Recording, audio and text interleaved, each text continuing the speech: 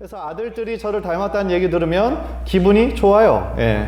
당연히 아들들이 아빠를 닮아야죠. 다른 사람 닮으면 안 되잖아요. 그죠? 아빠를 닮아간다라는 것이 기쁨이 돼요. 왜냐하면 그 아이들의 안에 제 생명이 들어가 있잖아요. 제가 직접 몸으로 낳은 것은 아니지만 그 안에 저의 피와 나의 생명이 들어있는 존재들이기 때문에 아이들이 뭐 특별히 뭐 이쁨 받을 일을 해서 좋은 것이 아니라 그냥 자녀의 존재 자체가 부모에게 기쁨이 된다라는 거예요. 제가 이 말씀을 왜 드리냐면 우리가 하나님 앞에서 얼마나 존귀한 존재인지, 우리가 얼마나 하나님께 사랑받는 존재인지 깨닫기를 원하는 마음에 제가 드리는 말씀이에요. 하나님께서 우리들을 보시기만 해도 우리들의 존재로 인해서 하나님 기뻐하신다라고 말씀을 하시거든요. 따라서 오늘 말씀을 통해서 내가 정말 하나님 앞에 사랑받는 존재다라는 그 거룩한 의식을 가지고 또 여러분들 안에 있는 많은 아픔과 상처와 갈등들이 회복되는 그런 은혜가 있기를 주님의 이름으로 간절히 축원합니다. 하나님께서도요, 자신의 아들 예수 그리스도를 얼마나 사랑하시는지 그 사랑을 표현하셨어요. 그래서 예수님께서 세례 요한에게 세례를 받으시고 이렇게 무태에서 올라오실 때 하늘에서 이러한 음성이 들렸죠. 이는 내 사랑하는 아들이요 내 기뻐하는 자다. 이렇게 그 아들을 향한 사랑을 표현하셨어요. 또 시편 2편에 보니까 오늘날 내가 너를 낳았도다 이 말씀을 해주세요. 내 생명이 네 안에 있다. 그러므로 너는 존귀하다. 그 예수님께 말씀하시는 하나님의 고백이었던 것이죠. 그런데 저는 그러한 고백이 예수님만 받으시는 것이 아니라 우리들 모두가 하나님의 사랑을 받기에 충분한 존재들이라는 거예요. 왜냐하면 우리가 예수 그리스도를 나의 구원자로 믿는 그 순간부터 우리는 이제 하나님의 자녀가 되었으니까. 할렐루야. 요한복음 1장 12절 우리 한번 화면을 보면서 다 함께 보도록 하죠. 시작. 영접하는 자 곧 그 이름을 믿는 자들에게는 하나님의 자녀가 되는 권세를 주셨으니. 할렐루야. 따라서 하나님께서 하나님의 자녀된 우리를 한 사람 한 사람들 얼굴을 보면서 너무너무 사랑스러워 하신다라는 거예요. 왜냐하면 하나님의 생명이, 예수 그리스도의 생명이 우리들 한 사람 한 사람에게 있기 때문이라는 것이죠. 그런데 문제는요, 우리가 이렇게 고귀한 사람들이고 사랑을 받기에 합당한 사람들인데 많은 사람들이 진짜 자신의 모습에 대해서 오해하고 있어요. 그래서 어떤 사람들은 심한 열등감에 시달리기도 하고요, 또 우울증에 빠지기도 해요. 이 세상에서 나는 패배자라고 생각하시는 분들도 있는 것 같아요. 안타깝게도 이런 현상은 오늘 우리의 자녀들에게만 또 젊은 사람들에게만 있는 것이 아니라 이 자리에 있는 어떤 분들도 신앙인이라 할지라도 자신에 대해 올바른 생각을 갖지 못하고 있는 분들도 계신 것 같습니다. 그런데 그게 왜 심각하냐 하면 우리가 우리들의 온전히 바라보는 진짜 나의 모습을 우리가 제대로 깨닫지 못하면 하나님을 향한 신앙도 잘하지 못하게 되기 때문에 그래요. 생각해 보십시오. 자신을 전혀 사랑하지 못해요. 자신의 있는 모습 그대로 용납하지 못해요. 그러면 어떻게 나를 향한 예수님의 그 조건 없는 사랑을 받아들일 수가 있겠어요? 그런 면에서 진정한 나의 가치를 깨닫는 것이 올바른 신앙의 첫걸음이 된다라는 것입니다. 간절히 바라기는 오늘 말씀을 통해서 우리가 어떤 존재인지를 깨닫고 우리들 안에 있는 여러 가지 약한 모습들이, 우울증과 열등감과 건강하지 못한 부정적인 생각들이 다시 한번 예수 그리스도 안에서 회복되는 참된 은혜가 있게 되기를 주님의 이름으로 간절히 축원합니다. 첫 번째로 우리가 존귀한 그 이유가 있어요. 너무나 간단하면서도 중요한 것은, 왜냐하면 나는 하나님의 형상으로 지음받은 존재이기 때문에 그렇습니다. 우리 옆 사람에게 한번 얘기했으면 좋겠어요. 당신은 하나님의 형상입니다. 당신은 아주 존귀한 사람입니다. 예, 알을 길게 아주 존귀한 사람입니다. 예. 보통요, 우리는 우리 한 사람의 가치를 그 사람의 어떤 외모나 뭐 가진 뭐 어떤 재력의 정도나 얼마나 많이 배웠는지, 얼마나 많은 좋은 가정 환경에서 자랐는지에 따라서 그 사람의 가치를 결정하는 경향들이 있어요. 그래서 우리들 안에서 겉으로는 표현하지 않아도 저 사람 A급, B급, 뭐 C급 이런 식으로 스스로 우리가 판단한단 말입니다. 그런데 그것이 얼마나 세상적인 기준인지 몰라요. 만약에 그것이 맞다라고 한다면, 아니 뭐 외모가 그다지 매력적이지 않거나 내가 조금 뭐 재정적으로 너무나 어렵게 살거나 집안 환경이 그냥저냥이면 나는 그러면 가치 없는 존재입니까? 절대로 그렇지 않다라는 거죠. 그것은 너무나 위험한 생각이고 세상적인 가치관이라는 거예요. 우리의 가치는 우리의 외모에 상관없이, 우리들의 재력에 상관없이, 집안 환경에 상관없이 이미 아주 존귀한 존재로 결정됐어요. 왜냐하면 하나님께서 우리를 하나님의 자녀 삼아주시기로 창세전에 선택하시고 예정하셨으니까 말이죠. 오늘 본문 26절을 읽어보면 하나님이 이르시되 우리의 형상을 따라 우리의 모양대로 우리가 사람을 만들고 그들로 바다의 물고기와 하늘의 새와 가축과 온 땅과 땅에 기는 모든 것을 다스리게 하자 하시고 그러셨어요. 하나님께서 오직 인간들만 다른 생물들, 다른 동물들과는 다르게 특별하게 지으셨어요. 다른 동물들 뭐 개도 있고 고양이도 있고 호랑이도 있고 사자도 있고 많은 동물들이 있지만 그 동물들을 지을 때 하나님께서 하나님의 형상대로 지으셨다라는 구절은 없어요. 하나님의 뜻 가운데 그들을 말씀으로 창조하셨죠. 그런데 오직 인간만 하나님의 형상으로 창조하셨고 그의 코에 생기를 불어넣으셨다라고 말씀을 하세요. 무슨 얘기입니까? 우리만 특별한 존재로 만드셨다라는 거예요. 뭐가 특별하냐? 다른 동물들에게는 없는 것을 우리들에게 주셨는데 그것이 바로 뭐예요? 영혼을 주신 거예요. 영적인 존재로 우리를 만드신 거예요. 하나님의 형상이라고 했을 때 그것은 어떤 외모를 뜻하는 게 아니에요. 우리들의 어떤 이 얼굴 생김이 하나님을 닮았다, 그거는 아니죠. 왜냐하면 하나님은 영이시기 때문에.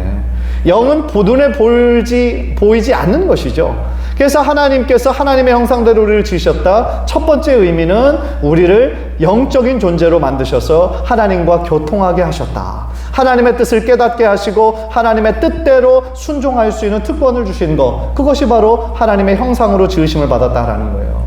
조금 더 깊게 우리가 성경적인 의미로 나아가면 성경학자들은 이 의미를 뭐라고 그러냐면은 하나님의 그 형상이라고 할 때 하나님의 의와 거룩함과 지식을 우리가 따라가는 거고 닮아가는 것이다.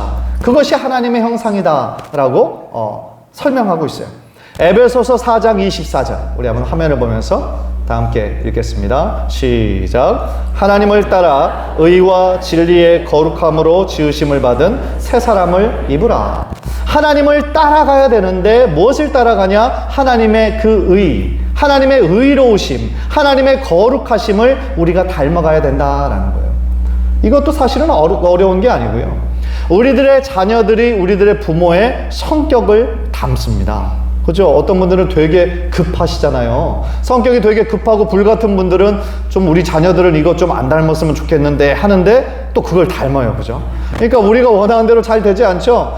이거는 좀 안 닮았으면 좋겠다 하는 거를 또 아이들이 닮을 때가 있어요. 그러니까 아이들이 부모의 모습을 은연중에 닮아가요. 마찬가지입니다. 우리를 하나님의 형상으로 지으셨고 우리를 하나님의 아들, 딸 삼으셨는데 우리들의 모습 가운데 하나님께서 요거 좀 닮았으면 하는 바라는 게 있어요. 그게 뭐냐면 하나님의 의로우신 것처럼 우리들의 삶도 의롭게 되기를 바라신다는 거예요. 하나님의 거룩하심처럼 우리들의 삶도 이 세상과는 구별된 삶을 살기를 하나님 원하신다라는 거예요.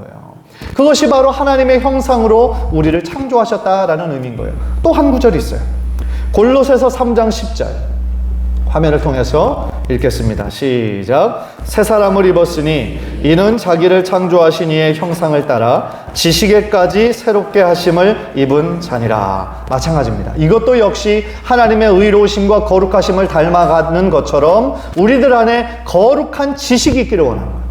세상적인 지식, 어떤 박사학위 뭐 그런 걸 의미하는 것이 아니라 하나님을 더 깊게 알아가는 거룩한 지식이 우리들 안에 있기를 원하시는 거예요.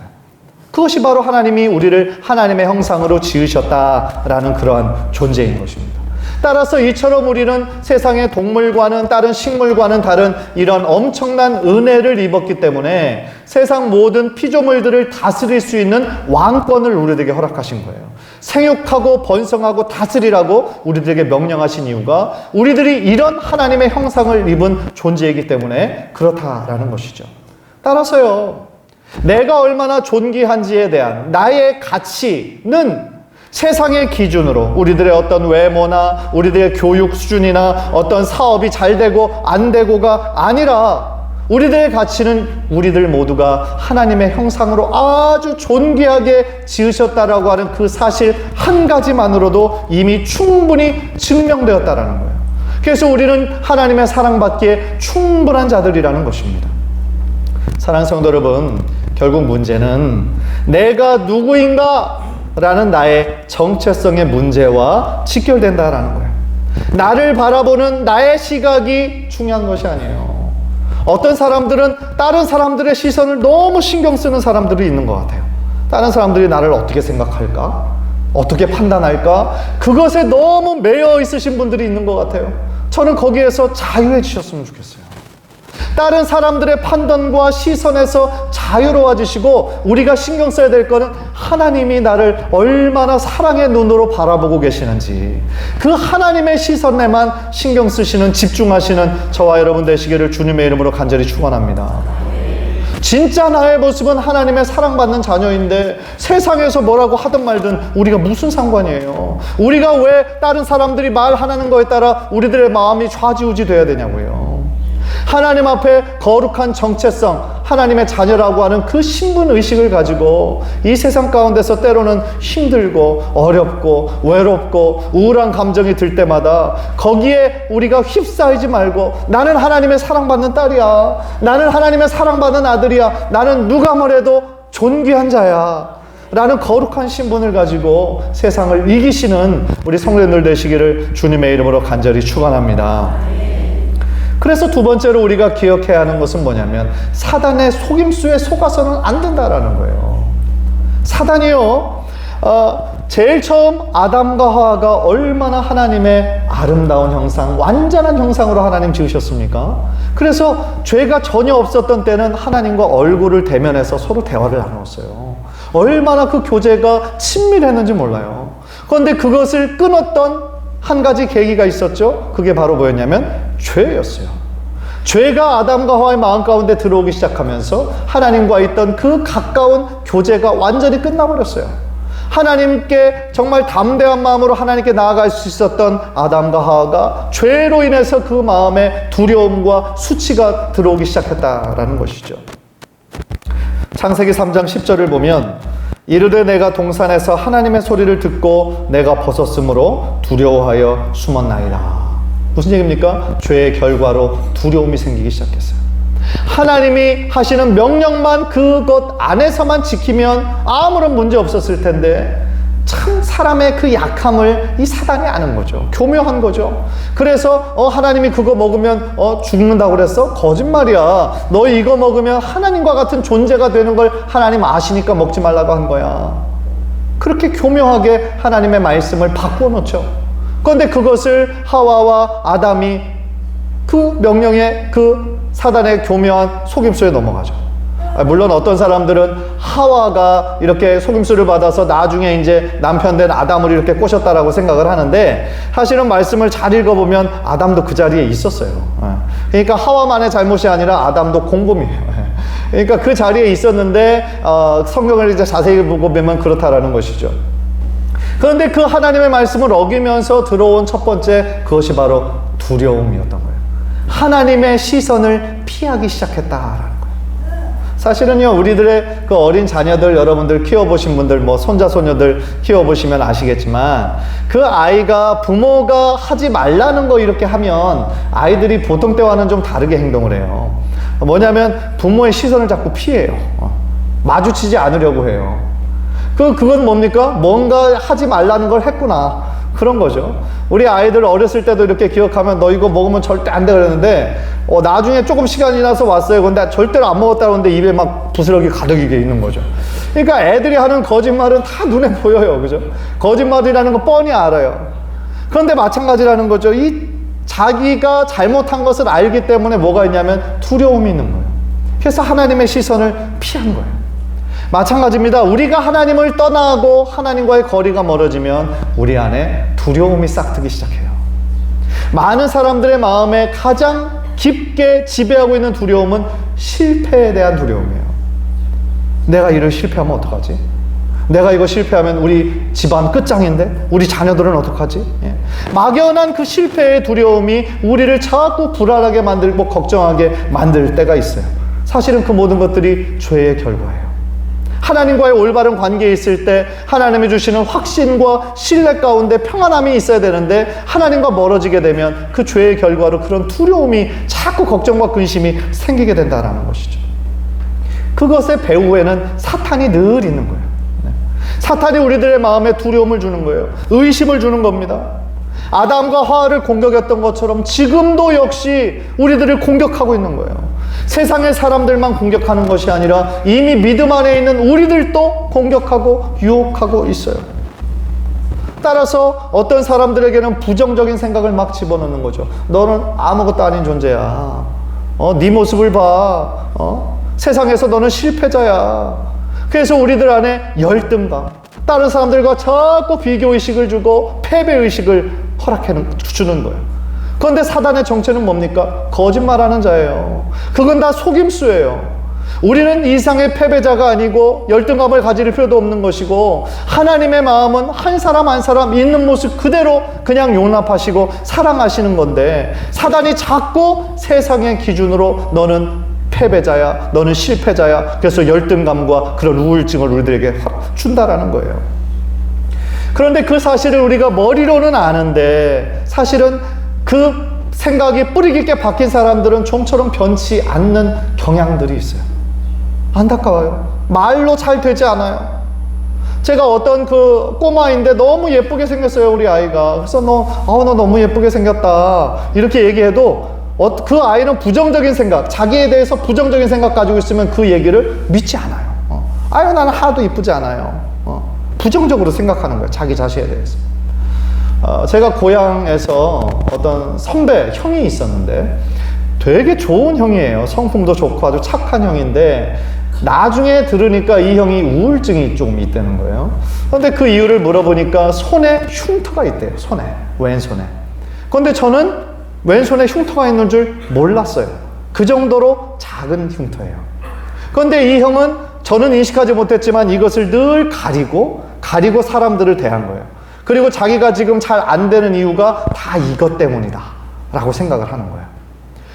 그래서 다른 사람들은 알지도 못하는 것을 그 형은 그것 때문에 내가 안 된다. 그러니까 자기 안에 있는 그런 연약함에만 집중하는 거예요. 그것 이외에 그 형이 너무 좋고 잘하는 것이 너무나 많은데 사단의 속임수 때문에 자기 있는 약점 그 한 가지만 집중하게 하고 집착하게 만드는 거죠. 그게 바로 사단의 속임수예요. 그렇다면 어떻게 해야 우리들의 인생에 참된 가치를 우리가 깨달을 수 있을까요? 아까 처음에도 말씀드렸던 것처럼 내가 생각하는 내가 아니라 다른 사람들이 판단하고 생각하는 내가 아니라 나를 지으신 하나님의 시선으로 내 자신을 바라보는 것이 회복의 첫 단계일 줄 믿습니다. 예. 즉 세상의 어떤 기준에 의해 결정되는 그런 존재가 아니라 나를 하나님의 아름다운 형상으로 완전하게 지으신 하나님의 작품이다 라는 생각이 있을 때 나의 참 가치를 발견할 수 있다라는 거예요. 여러분들 상품과 작품의 차이 여러 번 들어보셨잖아요. 상품은 그 품질에 따라서 가격을 매기는 거예요. 그래서 이렇게 공이 많이 들어갔고 재료도 좋은 거 썼으니까 얼마. 상품은 다 정할 수가 있어요. 그러나 작품은 값어치를 매길 수 없는 거예요. 누구의 작품, 그러면 그것으로 충분한 거예요. 그것의 가치가. 마찬가지예요. 우리들 모두는 상품이 아니라 하나님의 작품인 거죠. 하나님의 걸작품으로 지으신 존재라는 거예요.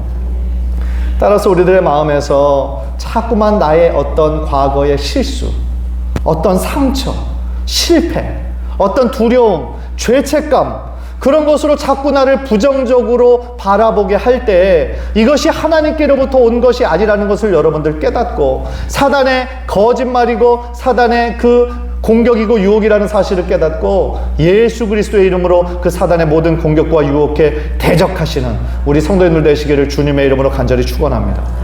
예수 그리스도의 이름으로 물러가라 외치면 사단은 물러갈 수밖에 없는 존재거든요. 예. 그런 믿음과 그런 능력과 그런 확신이 여러분의 삶 가운데 흘러넘치게 되기를 주님의 이름으로 간절히 축원합니다. 그렇다면 우리가 하나님께서 제일 처음 아담과 하와를 창조하셨을 그 완전한 형상으로 우리가 회복할 수 있을까요? 답은 그렇다라는 거예요. 우리는 다시 회복할 수 있다는 겁니다. 어떻게 해요? 첫 아담은 실패했어요. 뭐 때문에? 죄로 인해서. 그 사단의 공격과 유혹에 그대로 넘어갔기 때문에 실패했어요. 그러나 두 번째 아담으로 오신 분이 계세요. 누굴까요? 예수 그리스도. 두 번째 아담, 마지막 아담으로 오신 예수 그리스도를 믿음으로 말미암아 우리는 전혀 새로운 존재가 될 수 있다라는 것입니다. 그래서 로마서 5장을 보면요, 사도 바울이 첫 번째 아담 그리고 두 번째 아담이신 예수 그리스도를 비교하는 부분이 로마서 5장에 나옵니다. 그런데 첫 번째 아담은 그 아담 때문에 죄가 들어왔어요. 그래서 우리가 원치 않아도 원죄를 타고난 존재로, 죄인으로 태어날 수밖에 없었어요. 그러나 두 번째 아담으로 오신 예수 그리스도로 인해서 우리는 참 생명을 얻게 되었어요. 로마서 5장 18절 우리 한번 화면을 보면서 다 함께 읽겠습니다. 시작. 그런즉 한 범죄로 많은 사람이 정죄에 이른 것 같이 한 의로운 행위로 말미암아 많은 사람의 의롭다 하심을 받아 생명에 이르렀느니라. 아멘. 아담의 범죄로 인해서 그 후손이 죄의 권세 아래 있었고 정죄하고 두려움과 수치와 죄책감 가운데 살았지만, 그래서 지금도 많은 사람들이 그 죄의 영향력 아래서 삐뚤어진 자화상을 가지고 실패의식을 가지고 패배감을 가지고 살아가지만, 우리가 꼭 기억해야 하는 사실은 뭐예요? 우리도 그전에는 죄의 권세 아래에 있었던, 어두움에 있었던 존재였지만 이제 우리가 예수 그리스도를 나의 구원자로 믿고 의지하는 그 순간부터 우리는 완전히 새로운 존재가 되었다라는 거예요. 이제는 더 이상 아담의 영향력 가운데 살아가는 것이 아니라 두 번째 아담 되시는 예수 그리스도 안에서 우리는 승리하는 삶을 살게 될 줄 믿습니다. 고린도전서 15장 22절 우리 한번 화면을 통해서 또 다 함께 읽겠습니다. 시작. 아담 안에서 모든 사람이 죽은 것 같이 그리스도 안에서 모든 사람이 삶을 얻으리라. 할렐루야. 우리가 지금 누구 안에 있다라고 말씀하십니까? 예수 그리스도 안에서. 예. 물론 예수 그리스도 안에서도 가끔씩 죄를 짓습니다. 우리들의 연약함 때문에, 여전히 죄인이기 때문에. 그러나 그 전에 죄의 노예로 살던 거하고는 완전히 달라요. 죄의 노예로 있을 때는 그 굴레에서 우리가 벗어날 수 없었어요. 그러나 이제 우리가 예수 그리스도 안에 있을 때에 죄는 물론 짓지만 다시 하나님께로 돌아올 수 있는 능력을 우리들에게 허락해 주신 거예요. 우리는 더 이상 죄의 지배를 받지 않아요. 우리 안에 계신 성령의 지배를 받고 있다는 것이죠. 문제는 우리가 그 사실을 믿음으로 고백하고 확신하는 가운데 살아가고 있느냐, 그게 중요하다라는 거예요. 고린도후서 5장 17절 그리고 화면을 통해 또 다 함께 읽겠습니다. 시작. 그런즉 누구든지 그리스도 안에 있으면 새로운 피조물이라. 이전 것은 지나갔으니 보라 새 것이 되었도다. 아멘.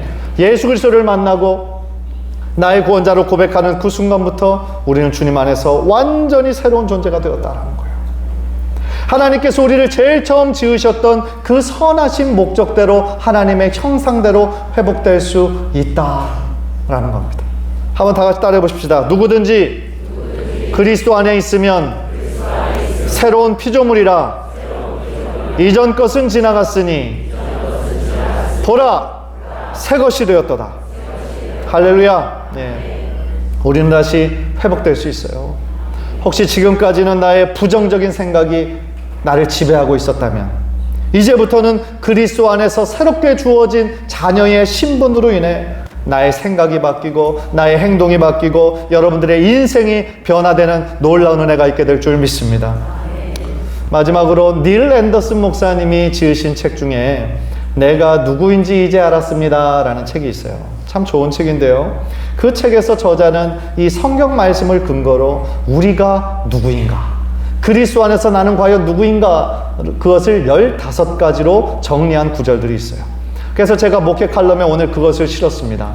그래서 이 시간 우리가 믿음으로 나는 누구입니다 라고 우리가 선포할 때에 앞에 화면을 보시면서 우리가 때때로 우리들의 마음에 사단이 주는 그런 우울감과 패배감과 또한 그런 정죄감과 수치심과 두려움과 그런 마음들이 올라올 때마다 나는 하나님의 자녀입니다 라는 거룩한 의식을 가지고 승리하시는 우리 성도님들 되시기를 주님의 이름으로 간절히 축원합니다. 우리 앞에 화면 보시면서 우리 한번 믿음으로 한번 천천히 한번 선포하십시다. 시작. 나는 하나님의 자녀입니다. 나는 그리스도의 친구입니다. 나는 열매를 맺도록 그리스도께서 택하신 사람입니다.